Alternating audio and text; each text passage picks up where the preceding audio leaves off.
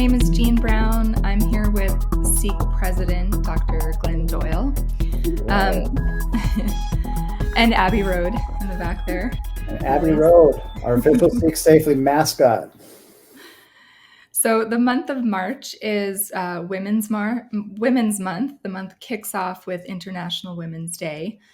So we've been taking some time this month to talk about issues around self-help as it relates to women. The main reason we decided to do this is that 60 to 70% of the self-help consumers are women.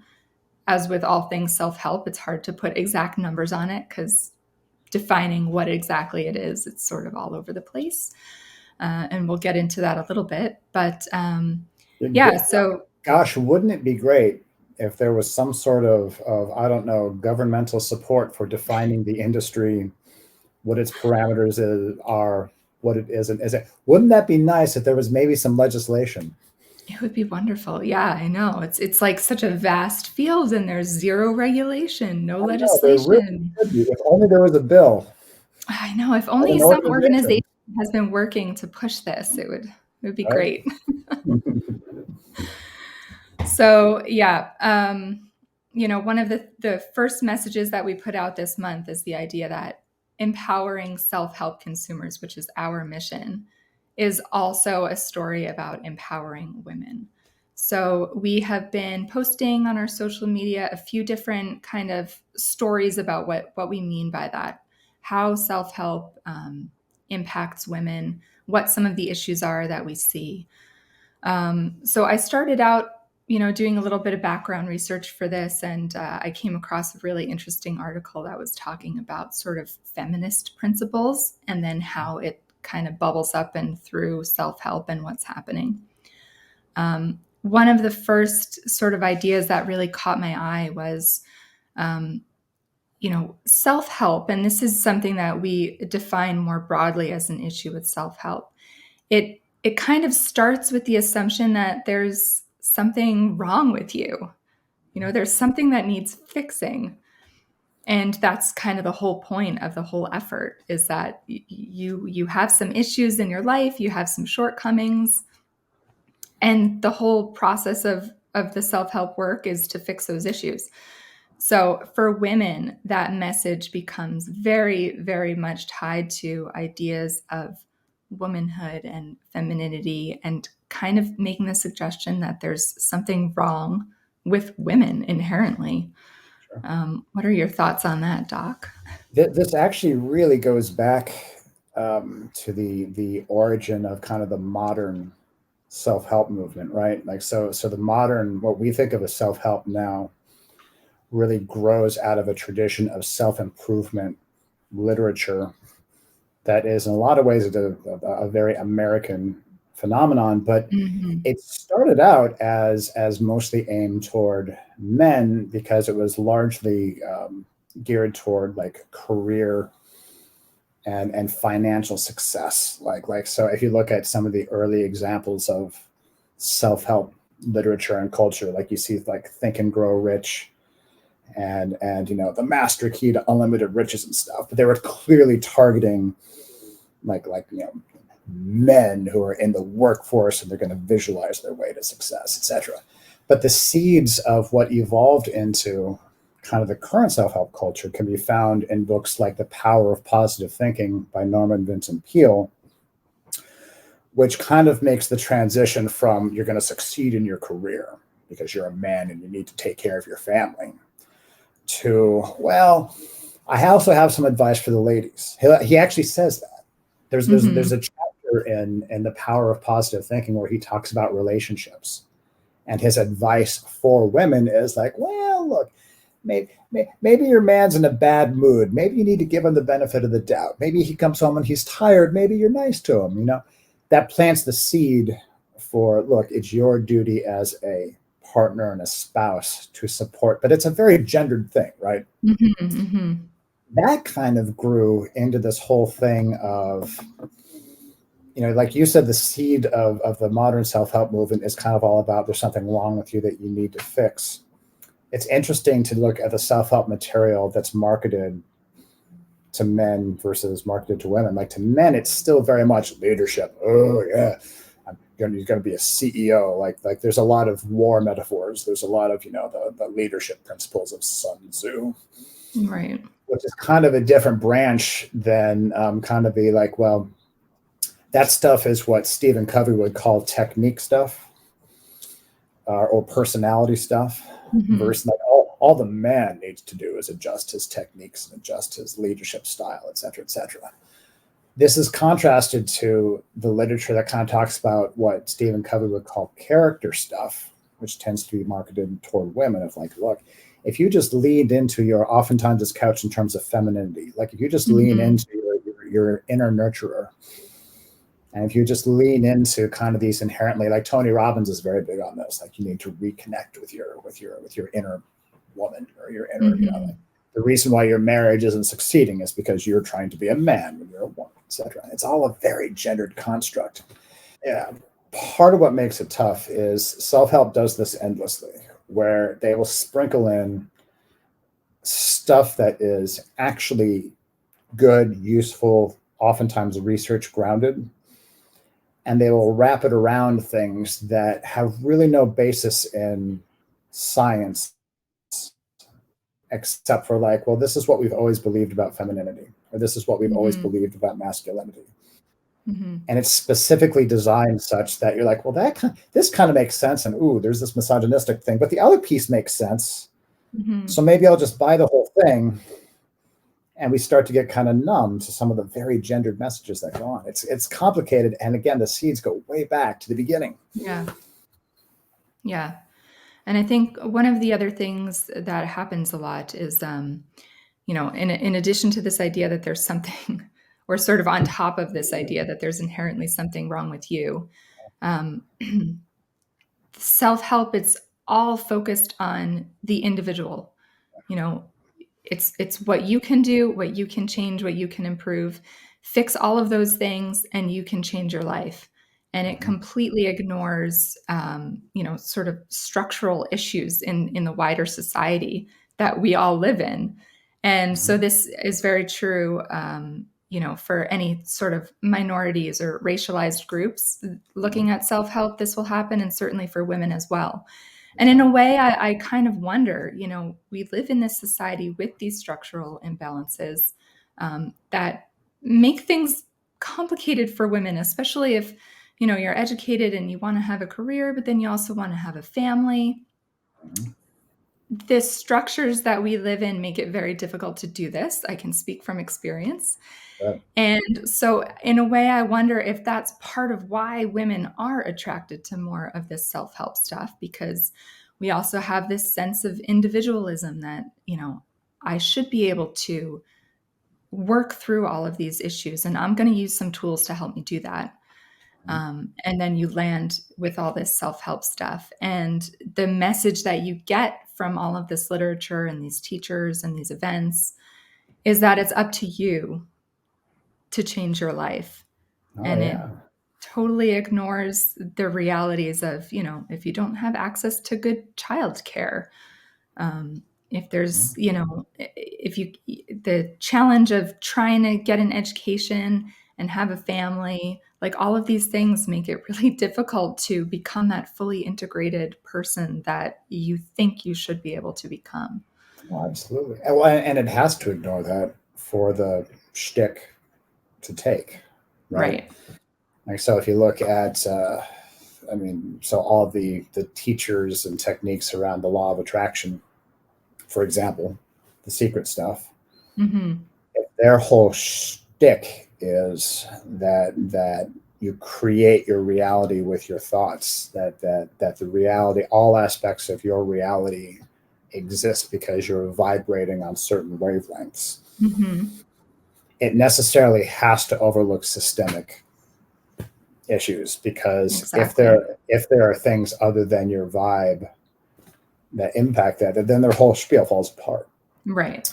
And again, this gets to this totally insidious thing that self-help so often does, where they take again kind of that grain of useful philosophy, So for example, like, so I'm a psychologist, and I very often, work with people who have very real systemic issues that are pushing back on them, right? Because like systemic inequality on layers and dimensions is real, like racial Yeah. and gender and not Class. Yeah. class, big time class, very overlooked one, right? And we can get into this as we talk about self-help too, like when Yeah. we're talking about workshops that cost $5,000 and more, like the class becomes a very big thing. Mm-hmm. But no, like when like the grain of useful philosophy there is like, so if I'm going to effectively cope with the obstacles that the system is throwing at me, I need to be my best self. Mm-hmm. Sure, Mm-hmm. absolutely. Like I need to have great coping skills. Like I need to, not be, kind of held hostage to past trauma and kind of all this. So is there kind of a grain of truth to, in order to, push back against the systemic thing, I need to optimize myself? Sure. But as is self-help's want, like we've Mm-hmm. seen this over and over again, they love to take that grain of truth and pretend that that's all you need. It's it's a law of attraction. It's your thoughts are things. That's as simple as Yeah. that, Yeah, right? exactly. And it's, I think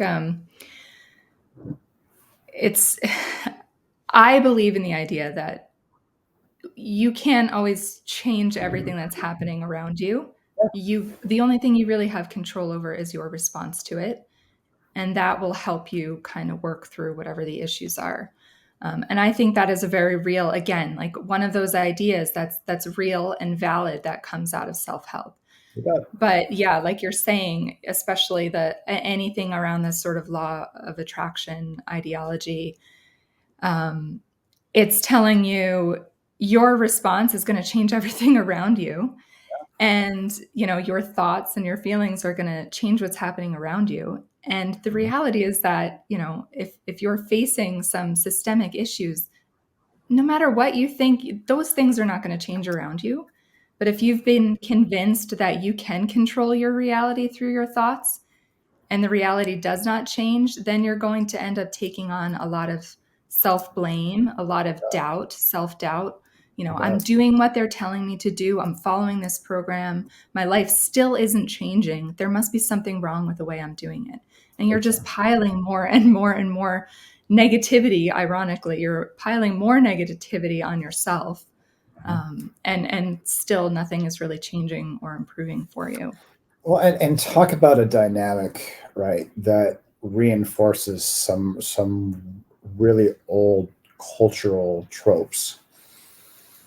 So for a long, long time, a lot of women have had to come up against this whole thing of like, all right, I've been expected by the culture.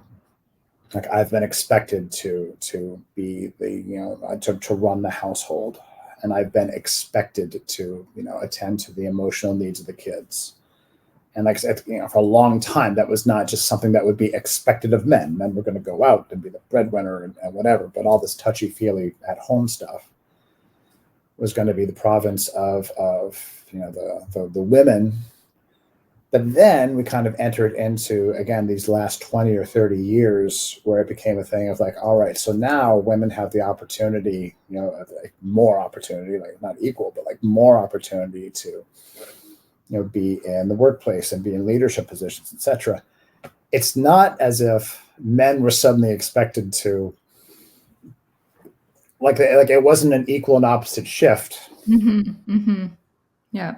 But women then had that added to, like, as I'm talking on a cultural level, like women then Mm-hmm. had that expectation added onto their plate, and they're very used to, again, it's a cultural trope of like, well, if you can't do it all, like if you can't be a great mother, what's wrong with you? Aren't you wired to be a Mm-hmm. great mother? Don't you come inherently equipped to be a great mother? And men for a long time got a pass on that stuff. Like for a long Mm-hmm. time, they were like, look, what does a great father do? Like, well, it's cats in the cradle. He's going to be off doing his thing, but as long as he provides. Yeah. So self-help really leans into, again, kind of these well-established cultural tropes that reinforce a narrative, I think, Mm-hmm. Yeah. of personal responsibility beyond which it's just not realistic. The other thing, like as you were talking, like what also occurred to me about the law of attraction stuff, and I thought this for years, is like, all right, let's say that with your thoughts are things. Let's say that you can send out rays of attraction that can change the vibration of the world. And I imagine that a law of attraction teacher, if there are any watching, feel free to correct me. I imagine a law of attraction teacher would say the only way you're going to change the world is by putting out those rays, those thought rays. Mm-hmm. On a quantum physics level. Here's a hot tip. Anytime a law of attraction teacher says quantum physics, that's code for I'm going to make up a bunch of stuff right now. But check it out. Like, even if that's the only way to actually change the world, let's say I want to change the world in one way. Let's say you have a very different idea of how you'd like to change the world. Let's say we're sending out equal and opposite thought rays. Mm-hmm. That cancels each other out by definition. Now multiply that by billions of people on the billion. Right? Yeah. So I love this whole thing. Like, the only way the world changes is if you change it with your thoughts. Well, so is everyone, man. Exactly. Yeah. And of course, along with that, getting even deeper into it, when bad things do happen to people, and bad things happen to people just because that's just how things are, if you're following these ideas of the law of attraction, you take that on yourself. And for women, that comes with this extra layer of facing sexism, facing sexual violence in the world. There's a lot of other things that get layered on for women. Absolutely. I think a really good, I'm sorry to interrupt. No, go ahead. I think a really good example of this is found. So if our audience is familiar with the documentary Enlighten Us, the documentary about Sedona and James Arthur Ray, in that documentary are interviewed several people who were there. And one of the survivors, Julie Min, talks about how kind of her thought process, like why she purchased this very, very expensive retreat in Sedona. And the way that she talks about it is, well, look, I took all these other courses and classes that this guy was offering, and that wasn't enough to break through.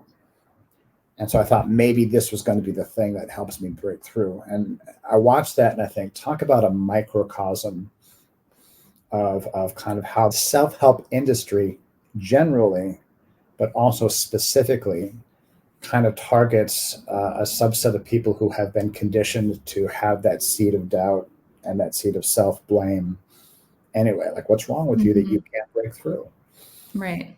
I see in self-help, I think there's a lot of contradictory messaging baked into it. And in a way, you kind of wonder, I don't know how intentional it is, but I think it sort of creates the need for itself, because it's posing these problems. It's saying it has a solution. The solutions never work, and you just keep going on and on and on with it. It's like it's creating its own need. I see that a lot too in, now I think self-help messaging for women, a lot of it has become this kind of self-care messaging. And, obviously I think that's important. I think it's important for all people, not just women, but everyone to, take time to focus on themselves, take care of themselves. So much of it, though, ends up being buy a product to care for yourself. Or it's very focused on beauty standards, which, again, for women, it's like we've been dealing with these beauty standards issues for so long, and the self-help is only entrenching it further. It's only making it heavier and worse. And I just see that coming through a lot in the messaging of today, especially with things like Instagram and, all these visual feeds that we're getting constantly. Big time. There's also kind of in the last 10 years, and probably longer than that, but there's kind of this rebound effect. So for so long, self-help was very gendered. Like men was all about leadership and money, and for women it was like, how can you be a better wife for your man, etc. Then there was this period of women becoming a bigger part of the workforce and having more leadership opportunities, and essentially having more added to their plate, right, of expectations and greater opportunities to feel inadequate because they were now overwhelmed, and which direction were they going to go. Now there's kind of, in this last 10 years, there's kind of this rebound effect of this rebound phenomenon of self-help products and services marketed to women of like, hey, there's nothing, like, I know that we've spent the last 10 to 15 years telling you that you also need to be CEO in addition to a wife and a mother and a nurturer and whatever. But there's nothing wrong with wanting to look good. There's nothing wrong with embracing traditional femininity, and there's nothing wrong with wanting to have a certain body shape and size. And don't make anybody apologize. Don't make anybody make you feel like you have to apologize for wanting to be hot for your man. Like, there's this kind of, again, like it goes in these waves in a way that, as an observer of the industry, like, the way that self-help is marketed toward women, like the way it's marketed toward men doesn't go in that direction. Like the way it's marketed toward men is very consistent. Like, it's very Mm-hmm. consistent of leadership, financial, kind of the old Tony Robbins, personal power. Mm-hmm. You don't see this ebb and flow of like, get in touch with your inner whatever, and you too, you too can have it all, a career and a family, Mm-hmm. etc. So the Well, the I think, self-help is reflecting back the set of contradictory messages that women are living with all the time. Oh, of course, you bet, you bet. Yeah. I think, another image that comes to mind when you're talking about this kind of thing is like hashtag boss babe. A girl And boss, it's boss. like Yeah, yeah, girl boss babe, and you can be like the strong, aggressive CEO type. So again, it's borrowing from that, more male focused traditional self help stuff. But then it's like you can be the boss babe in your like hot little business suit. right, And right. it's just, I could say again, as a woman, it is like, it plays with your brain a lot. Of course, It's really messed up. And again, like this self help industry, whether it's chicken and the egg cause and effect, it almost just doesn't matter. It's just that it's all interconnected and it's all sort of feeding one another. well, and it hooks so into, I mean, this is true of self-help generally, but it's very relevant to what we're discussing, that it hooks so into the sense of shame that so many people Mm-hmm. feel about not being able to do or be everything the culture says they should do or be. And Mm-hmm. it's a specific trope that has targeted women. Mm-hmm. I don't just mean affects women. I mean has targeted women, because Right. it's absolutely a cultural force that has been used to keep women in their place, kind of culturally, and it's done in really subtle ways. Like every now and then I imagine, like, so my friend group is mostly women. Like, my closest friends are women, and mostly women therapists, several of whom specialize in the treatment of eating disorders. So we will talk about kind of the things that we see on Instagram, because Instagram knows that we're therapists, and so they target all of us with things about self-esteem and body image and whatnot. And my Instagram feed looks so different just by virtue of my gender than their Instagram feed looks like. And I can only imagine. So, I mean, you're a woman with a lot of interests in self-help and personal development just by virtue of being involved with Seek, but you're also a writer, and you're also kind of by virtue of that an entrepreneur. Like, you published a book and whatnot. I can only imagine the Instagram algorithms trying to target you. Like, what's it like? Like, seriously, like, you open up Instagram and you're immediately overwhelmed. Yeah. It's a lot of stuff. There's a lot of stuff to buy. Yeah. to be, more beautiful, more stylish. It's a lot of stuff. Yeah. And It's Instagram just, knows you're a parent. yes, yeah, yeah. Yeah, it's pretty wild. And, that's a whole other side of, the whole algorithm question is a whole other side of how technology is impacting these messages that we're getting. There could be a whole other conversation about that for sure.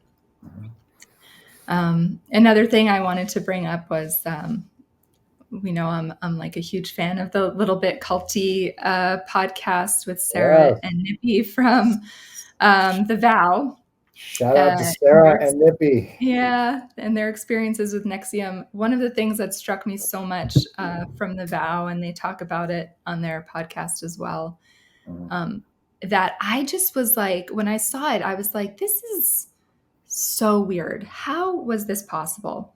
They created these, like Nexium had all of these subgroups, and some of the subgroups were Jeunesse was specifically for the women, and then the SOP, the Society of Protectors, was specifically for the men.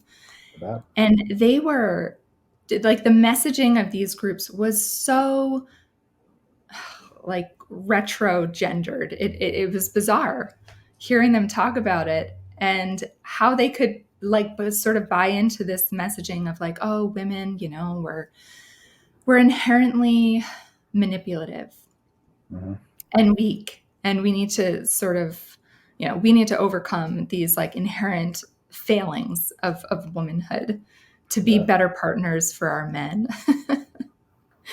And And it always comes back to that, right? Like it always comes back to, yeah.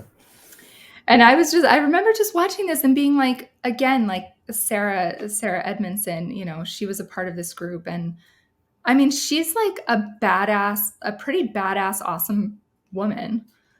And how she was buying into these things, and some of the other women who were also involved, it's like, and I think what had happened to them at that point, and you kind of touched on this earlier too, is that the rest of the program is positive, it's good, it's working for them. And at that point, especially for the people involved with Nexium, they were just sort of, their minds were already so fucked with that they just sort of slid right into these ideas without questioning them too far. But I think that happens even when people aren't a part of a cult. They can still, when they've bought into a program, they can still start just accepting these ideas that normally would be kind of abhorrent to them, which is just wild. What's really interesting about the way that survivors of Nexium describe kind of that progression from kind of the broader program, the executive success programs, to kind of the sub programs. Mm-hmm. That Raniere, the leader, Keith Raniere, was really good at coming up with a version of Nexium to kind of scratch everybody's itch. Mm-hmm.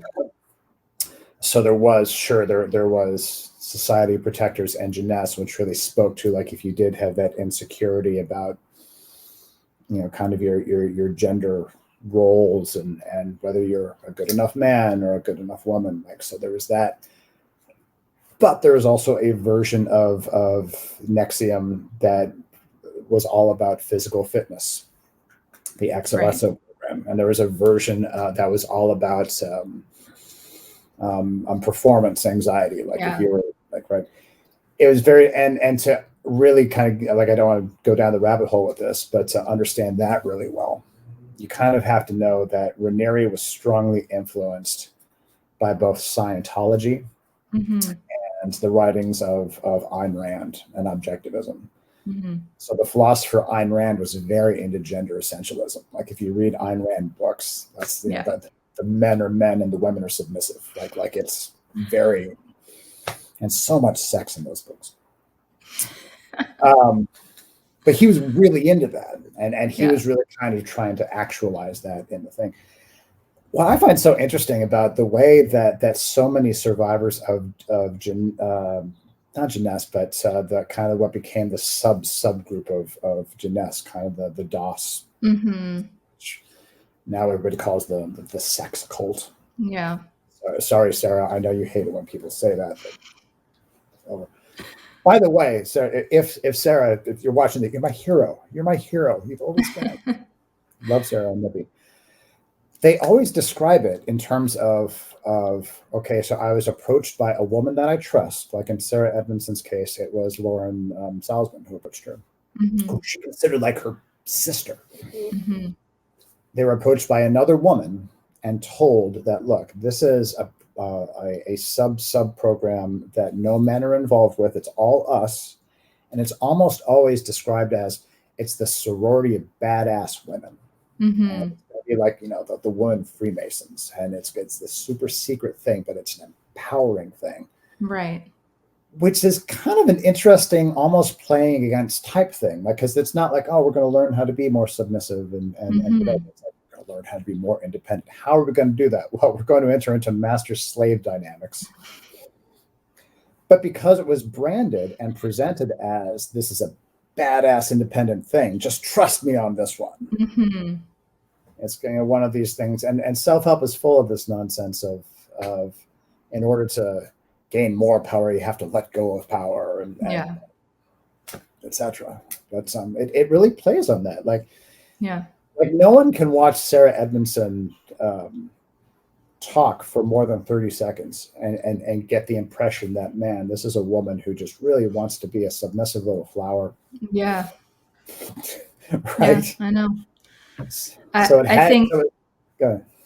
Well, I was just going to say, I think, and again, like, we're not saying that all the self-help is cults like this, but I think the point is that if you're involved, if you happen to get involved with a leader or a teacher who is not very scrupulous, or who is ultimately going to be predatory in various ways, whether it's financially or other ways, they target these things that are not weaknesses, but places where you have self-doubt or your vulnerabilities. Your vulnerabilities, exactly. Yeah, they target your vulnerabilities. They can pick them out. And I think for women, we have all of these vulnerabilities just because, like we've been talking about, we're contending with this stuff all of the time. And it's not a personal thing. That's just about the society that we live in. And so, the unscrupulous leader or the predatory leader is going to pick up on those things. And like you're saying, the message on the outside can be one of empowerment, but then what you get when you're on the inside is very different. And we'll really pick out those vulnerabilities. That's very much where, again, like you can see where Raniere patterned a lot of it from Scientology, because Scientology is the same thing. Scientology famously puts the good, useful stuff up front, right? Like they'll suck them in by saying, "Yeah, come on in and take this class on managing your anxiety," and they'll present like effective techniques for managing anxiety. And by then you're already like, huh, I trusted them with this. Maybe I can trust them with this. Right. And by the time you've spent several $1,000s, the cognitive dissonance kicks in. Right. You know what I find it, as long as we're talking about the vow and NXIVM, something that I always find interesting is that Raniere had as his chief lieutenant was Nancy Salzman, right? Who was known as Raniere was known as Vanguard. I want a cool. Hey, it's president of Seek Safe. Can I have like a cool? Like I need a cool title like Vanguard. I don't know where I think he came up with that from a video game, but I want like Darth Doc. Anyway, power corrupts, eh? It does. It's only been a couple months. No, but to check it out, so Nancy Salzman at the top of the organization did a lot of the heavy lifting in terms of recruitment. It's the same thing that happened all down the line with bringing people into DOS. It was always another woman who approached a woman. Yeah. Nancy Salzman here is kind of at the top of the pyramid, kind of almost making it seem less threatening. Like, kind of a woman-led creating organization. a safe space. Yeah. There's a wonderful part in the vow where it's showing a promotional film that I think was for Jeunesse, and Nancy Salzman is trying to answer the question of what makes Jeunesse special, and she's Mm-hmm. got this big smile on her face, and she says, "Well, I always tell people when they ask what makes Jeunesse special, that this is the first women's program that was designed by Oh a man." yeah. And if you're outside of the bubble, it sounds so insane. You're like, oh, by the way, it's not the first. Trust me, it's not the first thing. Like most of them are designed by men. That's kind of a problem. But she thinks this is amazing. Like she That's thinks, a great thing. well, Yeah. Well, and it's an interesting thing. And again, I don't have an exact number on this, but generally speaking, 60 to 70% of the consumers are women. Most of like the big name self help, celebrity self help gurus out there are men. So, and there's nothing necessarily wrong with that.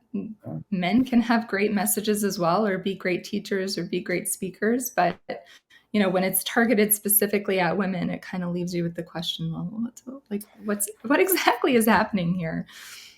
and another thing that is highly relevant to exactly what you're saying, that Catherine Oxenberg actually talks about in her memoir, Mm-hmm.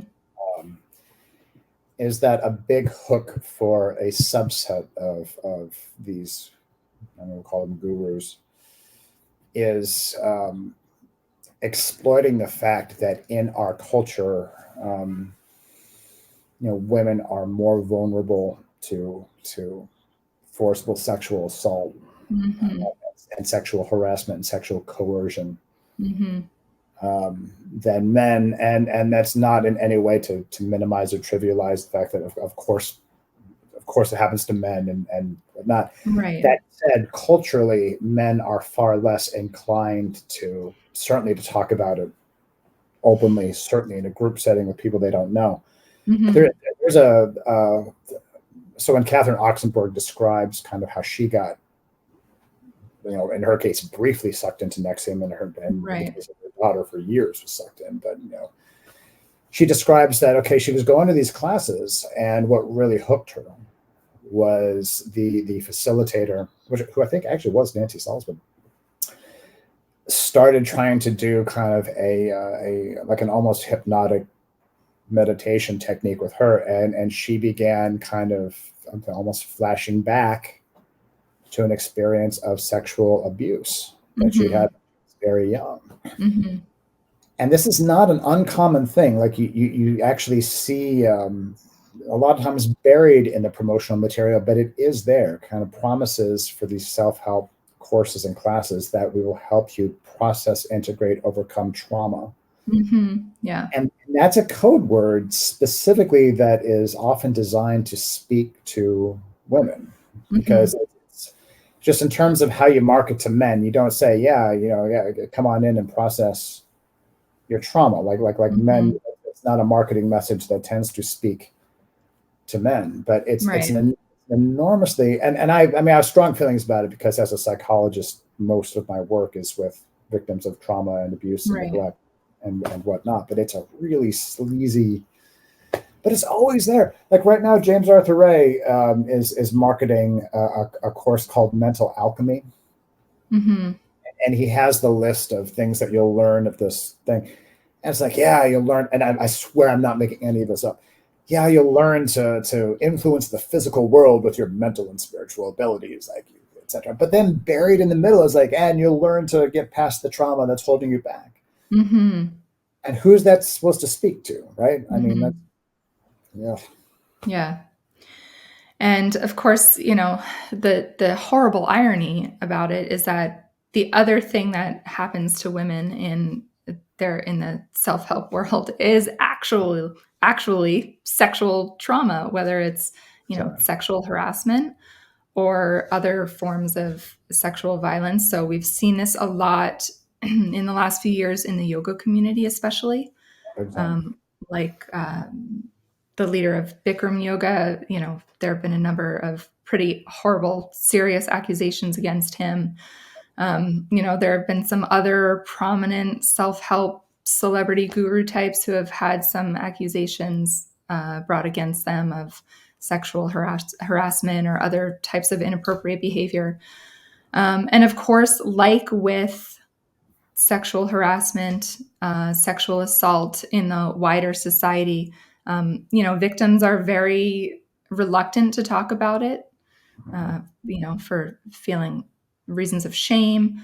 Or we have spoken to people in the self-help industry who have told us that victims are often paid off so that they won't say anything about it. Big time. Just like we, through the Me Too movement, we know that has happened a lot for women as well. Big time. So yeah, having a teacher who tells you that they're going to help you integrate your trauma, but then they're going to inflict more trauma on you is like one of the most disgusting things I think that happens in the self-help industry. Absolutely. It really highlights the difference between, I mean, if you're struggling emotionally, behaviorally, whatnot, and you go to, say, a therapist. Mm-hmm. A therapist, ideally, I know there are terrible therapists out there. Like, I'm not saying that a license to practice therapy magically makes you trustworthy. That said, in most places, to get a license as a therapist, you have to have been through graduate education that includes, for example, how to handle it when sexual tension arises in a therapy relationship. Mm-hmm. It's the kind of thing that happens. Like, a good therapist a competent therapist needs to know how to handle that. Mm-hmm. Especially when you're working with people with traumatic histories, right, who've not had, great boundaries in their life. I mean, it can be very confusing and overwhelming and whatnot. So not only when you go to a therapist, ideally you're going to somebody who has some education and training on how to handle those dynamics. mm-hmm. You're also going to somebody who, if something awful happens, there is accountability, at least in the form of there's someone to go to. There's a board, there's a psychology board or a social work board or someone, right? A lot of times self-help gurus happen to be people who have, they're great at public speaking. Like, a lot of times they're really great at building rapport. They're great communicators and whatnot. But they don't have that kind of training, and they don't have that kind of accountability. Right. So often what we've seen happen, and this is not a hypothetical, we've seen this happen, where a self-help guru will you can hear the contempt whenever I say guru just kind of dripping off, like self-help guru. But you often, we know the stories of somebody who kind of hit it big and kind of form a following. And suddenly they have, people who are perfectly willing to be sexual with them, but because the guru has no training experience, maybe not the temperament or the ethics, they don't have a code of ethics. They don't handle that well, which leads to both exploitation but also just terrible relationship experiences anyway, right? Like, they don't know how to handle their position of trust and responsibility. Right. And I think, for when you're talking about, professional psychologists or people who have undergone that kind of training, I think from the consumer side, there's also a better understanding of the professional boundaries. So if somebody is in a therapy session and the therapist is being inappropriate, I think the client at that point has a better understanding of the idea of, like, this is totally inappropriate and wrong. And like you said, then there are mechanisms in that professional industry for that person to look to, even though it's still difficult for victims in any circumstances to come forward. I think it's just much more obvious to people at that point that something wrong happened. Whereas in the self-help industry, where there isn't that sort of a professional structure, I think victims then, it's easier to be more confused about what has happened, whether or not it's wrong, what their role in it was, whether or not it was their fault. I think those lines just become a lot murkier. Oh, big time. So A fun exercise is to go to any self-help Instagram social media account and count the number of times where the guru says you have to get out of your comfort zone. Mm-hmm. It's a huge trope in self-help. Yeah. All growth happens outside of your comfort zone. I can actually tell you, as a psychologist, I can actually tell you it's more complicated than that. Growth actually doesn't happen outside of your comfort zone. What happens is we go outside of our comfort zone, we get new references and experiences, then we take that back to our comfort zone and we rest, and that's where we grow. Like it's a lot like we sleep at night. That's actually where our brain grows and integrates all these experiences we had during the day. But the point is, in self-help, it's a huge trope that, man, if you're comfortable, you're not doing the work. Right. It's a very short leap from, man, okay, so I'm not comfortable doing, for example, this physical challenge, like a sweat lodge, from something like that to like, well, okay, now the leader said, they did this the next day. Well, now the leader says that in order to push my comfort zone, I need to take off my clothes. And I need to be accepting of my body. And it has this veneer of like, on a certain level, you're like, oh, you're right. I do need to be accepting of my body. And I do need to kind of get over, my, okay. Like Sarah Edmondson talks about, like, this is kind of one of the big things that Allison Mack would push about, like, guys, it's just your body. Yeah, come on, right. We're taking off our clothes, so what, right? It becomes kind of almost like a gaslighting situation. So gaslighting is, all of us know, and if we know about self-help, we know about gaslighting, right? It's this idea where they convince you're the one with the issue. You're the one with the right. Come on, you're taking off your clothes. What's the big deal? Like, I take off my clothes. Like, right? It's such a short leap. Well, you're right, man. Like, if you went into a therapist's office and say, okay, look, for the next part of our work, you gotta take off your shirt. I don't make the rules. Yeah. I mean, no universe would be like, huh, maybe. I don't know. Yeah. Freud do this? Yeah. Yeah, that's it. If anybody's watching and the therapist says to take off your shirt, run away. Call the board right away. Yeah. So one of the last things I want to touch on briefly, something else that I had posted a little bit about on our Facebook and Instagram was multi-level marketing companies. Yeah. So I think we could, I'll mention it briefly because I think we could actually spend a lot more time talking about this. Yeah. But if you are a woman of a certain age, especially if you're, a mom or, kind of beyond university years and sort of starting out, finding a career, that kind of thing, you probably have run into somebody who is involved in a multi-level marketing or direct sales company. They don't like the term pyramid scheme, but these are often just straight up pyramid schemes.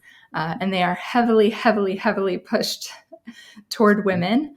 And the reason we talk about it is because I see so many parallels with self-help, both in what they're selling and how they're selling it. There's a lot of the same kind of hard sales language of, invest in yourself, take control of your future, take control of your success, all these ideas of entrepreneurship, the whole boss babe, girl boss thing, again, comes up with the MLMs a lot.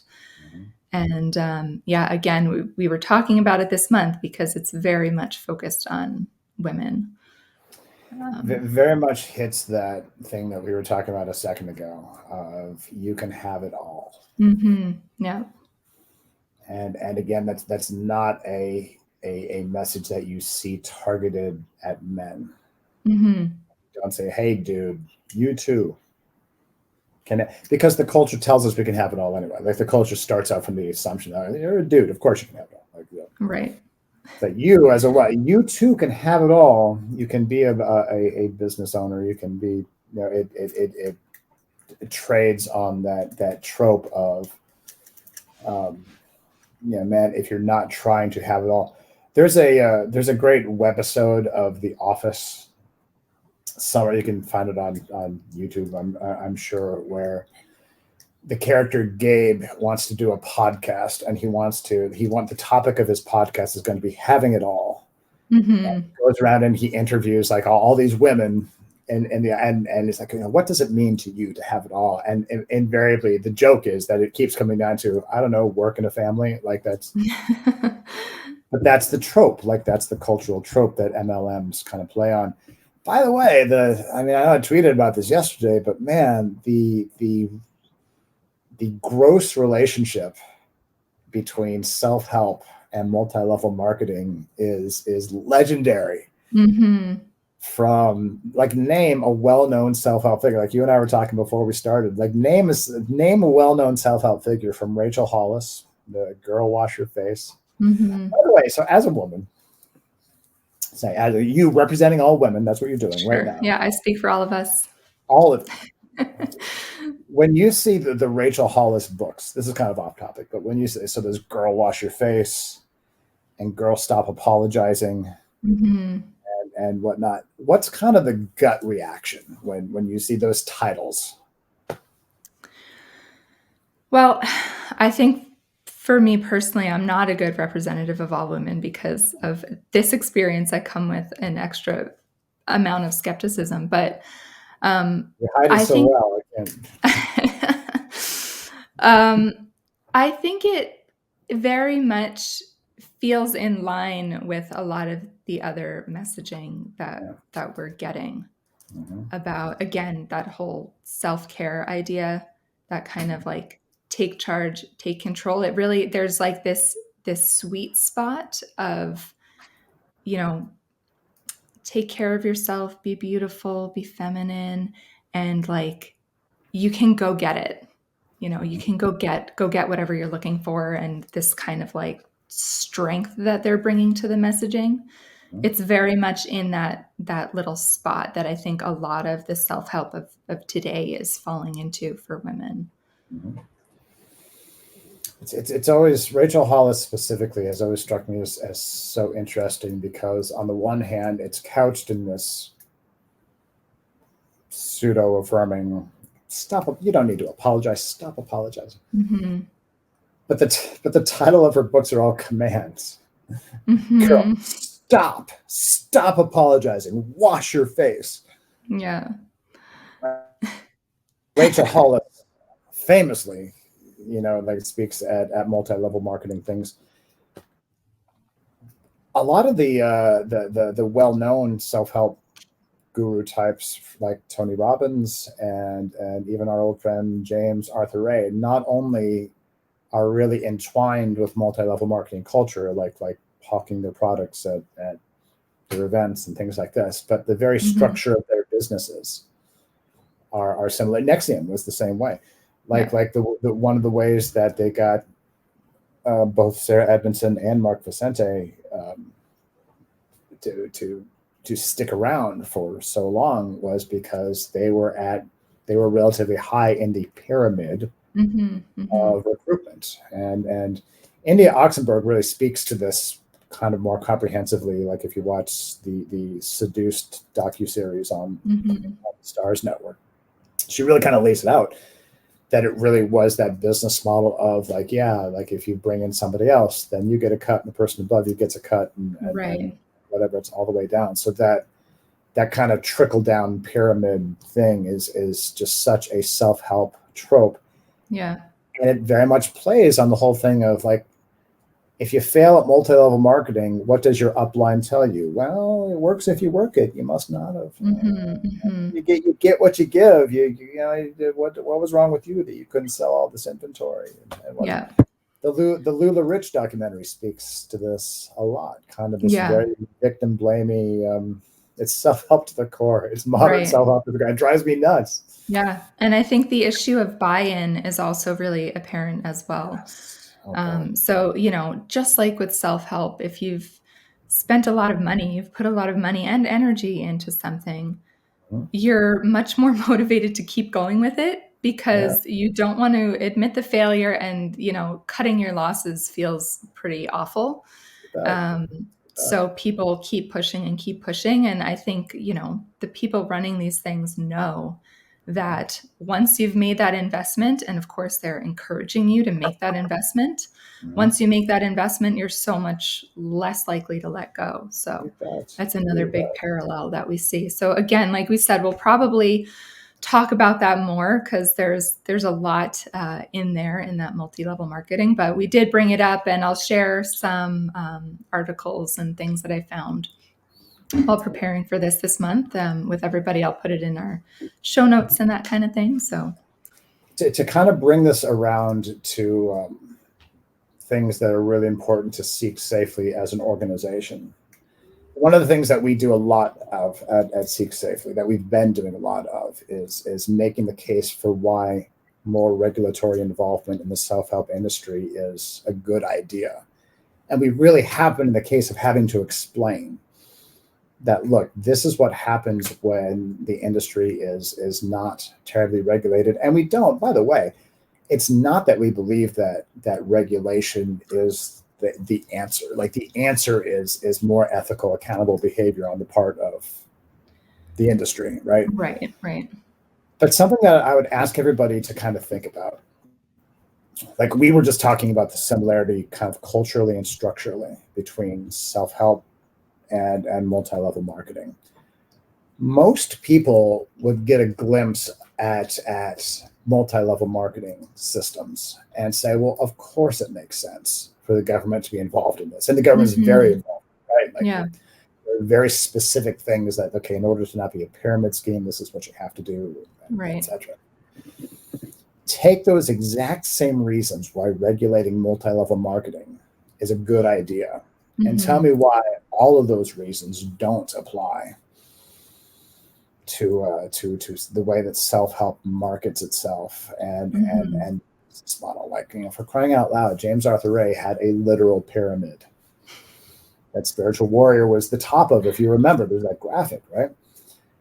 So if you're really interested, like if you care, and I know a lot of people do, about multi-level marketing as an exploitative thing, then port that carrying over to the self-help industry, because it's like the rationale is the same, the need is the same, the target audience is the same. So for sure. Well, that's pretty much everything we wanted to cover this month. So at the end of these things, we're always left with like, man, everything sucks, right? There's just so much. There's so much. Again, it's, like we're saying, talking about multi-level marketing, why does it apply to us? And there's a lot that kind of falls under this self-help umbrella that has always been a challenge for us as an organization because it's just so big. It's so pervasive. But thank you for this conversation, Doc. As our resident self-help industry observer, we always appreciate those insights. You bet. And I hope I was a good representative for all women. All women. Hashtag yes, all women. Thank you. I got to tell our audience that Jean here is the primary mover and shaker behind almost all of our social media content. And I think this month of March, especially on our Instagram, has been some really thought-provoking articles and just discussions about the intersection of some of these larger cultural issues. Like, again, it's March, so we're talking about women and whatnot. But I think, you do such a great, I'm so glad you're in charge of our social media, because you do such a great job of tying a lot of these issues together in ways that really lay bare the fact that self-help and the things that happen in the industry aren't just about the industry. Like, they're not just about a subset of people who like self-help books. They're really reflections of larger cultural tropes and movements and problems. So you do such a great job with that. I mean, I'm so glad everyone follows Seek Safely on Instagram and Twitter. Yeah. And I always, I always like when people jump in and share their own experiences and thoughts on these things as well. It's always more interesting when it can become a conversation. Right. And we see that people sharing their experiences with different aspects that we bring up as well. So yeah, for sure. join the conversation. We're at Seek Safely everywhere: Twitter, Instagram, Facebook. So, and I'm at Dr. Doyle Says on Twitter and Instagram. Join the conversation, man. We'd love to have you. All right. Thanks so much for joining us. Thank you. Take care. Bye.